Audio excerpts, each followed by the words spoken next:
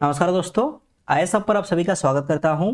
Mains question answer writing session पर आज हम डिस्कस करेंगे डेयरी सेक्टर इन इंडिया के बारे में। देखिए, Bharat largest milk producing nation है, फिर भी हम नेट एक्सपोर्टर नहीं बन पा रहे हैं। तो इसके पीछे क्या रीजन है? तो मेंस में ऐसा क्वेश्चन पूछा जा सकता है, what are the challenges and opportunities of dairy sector in the country?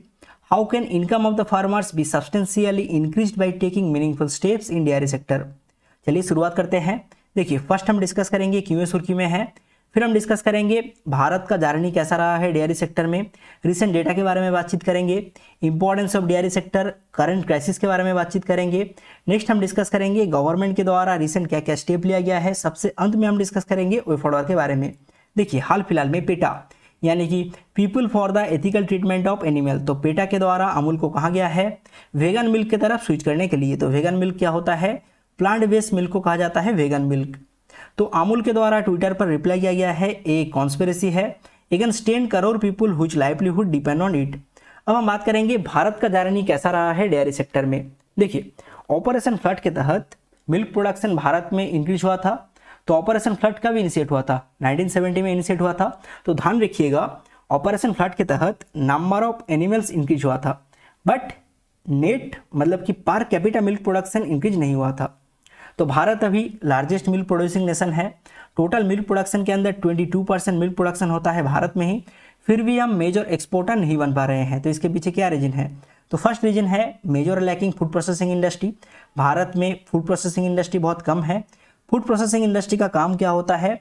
Milk based product तैयार करना, मतलब कि मिल्क से कार्ड या फिर चीज प्रिपेयर करना, ये होता है एपीआई का काम।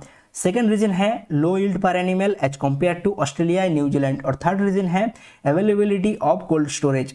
अब हम बात करेंगे रिसेंट डेटा के बारे में। देखिए, रिसेंट डेटा के अनुसार टोटल वर्कफोर्स के अंदर 7.7 मिलियन एंगेज है डेयरी सेक्टर में। तो 7.7 मिलियन के अंदर 69% है फीमेल वर्कफोर्स। तो 69% फीमेल वर्कफोर्स कहाँ से बिलोंग करते हैं? रूरल एरिया से बिलोंग करते हैं। अगर डेयरी सेक्टर इफेक्ट होता है तो फिर रूरल इकोनॉमी इफेक्ट होगा। सेकेंड पॉइंट देखिए, during first wave of covid pandemic economy contract होकर हो गया था -7.2%, बट एग्रीकल्चर और एलाइड सेक्टर पर ग्रोथ देखने को मिला था। तो एग्रीकल्चर और एलाइड सेक्टर भारत में एक हिडन ट्रेजर है। अब हम बात करेंगे इंपॉर्टेंस ऑफ डेयरी सेक्टर के बारे में। Socio cultural affinity towards cows and dairy product in large parts of the country, तो भारत में कल्चरल टाइज बहुत स्ट्रांग है। More than 70 million farmers directly और indirectly involve in dairy sector. Next हम बात करेंगे करंट क्राइसिस के बारे में। तो करंट क्राइसिस समझने से पहले एक टर्म समझना बहुत जरूरी है, सीजनल फ्लक्चुएशन। तो सीजनल फ्लक्चुएशन क्या होता है? देखिए, विंटर में मिल्क प्रोडक्शन बहुत ज़्यादा होता है compare to that of summer, तो इसलिए समर को कहा जाता है बाउंटी सीजन और विंटर को कहा जाता है मेन सीजन। तो विंटर में जितना मिल्क प्रोड्यूस हुआ था तो उसे स्टोर करके रखा गया था, बट इस साल कोविड-19 पैंडेमिक के दौरान मार्केट में डिमांड डिस्ट्रक्शन आ गया था। क्यों?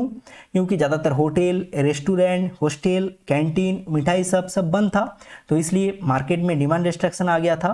तो एक रीजन है करंट क्राइसिस के पीछे। नेक्स्ट रीजन क्या है?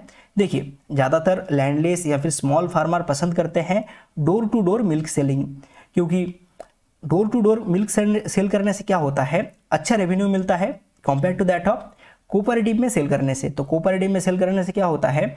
मार्केट रेट से 20 to 30% कम पैसा मिलता है।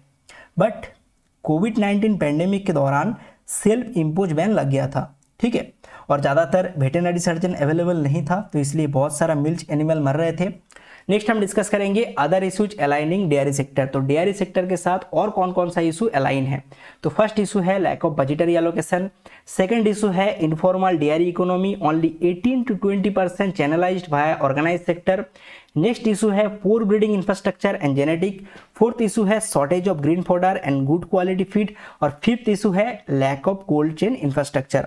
अब हम बात करेंगे गवर्नमेंट स्टेप के बारे में। तो गवर्नमेंट के द्वारा क्या क्या स्टेप लिया गया है? तो एनडीडीबी के द्वारा एक रिपोर्ट पब्लिश किया गया था जहां पर यह बताया गया था 2.02 लाख आर्टिफिशियल इंसेमिनेशन टेक्नीशियन में 2021 के अंदर रिक्वायरमेंट है, बट अवेलेबल कितना है? 1.16 लाख, तो शॉर्टेज है यहाँ पर। तो nation wide AI programme launch किया गया था जिसमें ये कहा गया था per capita milk production 3000 kg पर एनिमल कर दिया जाएगा, बट आर्टिफिशियल इंसेमिनेशन टेक्नीशियन बहुत कम है, तो इसलिए गवर्नमेंट यहाँ पर फेल हो रहा है। ठीक है, फिर देखिए डेयरी फार्मर को इंक्लूड कर दिया गया था किसान क्रेडिट प्रोग्राम के अंदर, बट ज़्यादातर जो फार्मर है ये अभी अनऑर्गेनाइज सेक्टर में है, तो एक रीज़न है फेल होने के पीछे। फिर देखिए जो एप्लीकेशन है ये अभी बैंक में प्रोसेस हो रहा है। नेक्स्ट देखिए ज़्यादातर फार्मर को इंक्लूड कर दिया गया था मनरेगा के अंदर, बट बजटरी एलोकेशन बहुत कम है मनरेगा में। नेक्स्ट हम वे फॉरवर्ड के बारे में डिस्कस करेंगे। तो हमारा क्या सुझाव है, देखिए नेशनल डेयरी डेवलपमेंट बोर्ड के थ्रू मिल्क प्रोक्योर कर सकता है गवर्नमेंट, तो इससे क्या होगा, इससे एनडीडीबी क्रिएट कर सकता है एक बफर स्टॉक, क्योंकि ज़्यादातर फार्मर के पास कोल्ड स्टोरेज अवेलेबल नहीं है, तो इसलिए एनडीडीबी क्रिएट कर सकता है एक बफर स्टॉक जिसमें मिल्क को प्रोसेस किया जाएगा स्किम मिल्क पाउडर और बटर में। ठीक है, फिर देखिए जब स्कूल रीओपन हो जाएगा तब स्टेट गवर्नमेंट स्कूल के थ्रू डिस्ट्रीब्यूट कर सकता है milk based product mid day meal में, तो इससे क्या होगा, इससे न्यूट्रिशनल सिक्योरिटी इंश्योर होगा। इसके साथ ही साथ जो डेयरी सेक्टर में जो क्राइसिस आया है ये भी यहाँ पर सॉल्व हो जाएगा। फिर देखिए इंक्रीज प्रोडक्टिविटी, तो प्रोडक्टिविटी कैसे इंक्रीज किया जा सकता है, आर्टिफिशियल इंसेमिनेशन, इसके साथ ही साथ जो ब्रीडिंग फैसिलिटी है ब्रीडिंग फैसिलिटीज डेवलप करना होगा, मैनेजमेंट ऑफ डेयरी एनिमल, इसके साथ ही साथ need to ensure availability of veterinary surgeon. आशा करता हूँ आप लोगों को समझ में आया होगा। मिलते हैं नेक्स्ट वीडियो पर। Thank you.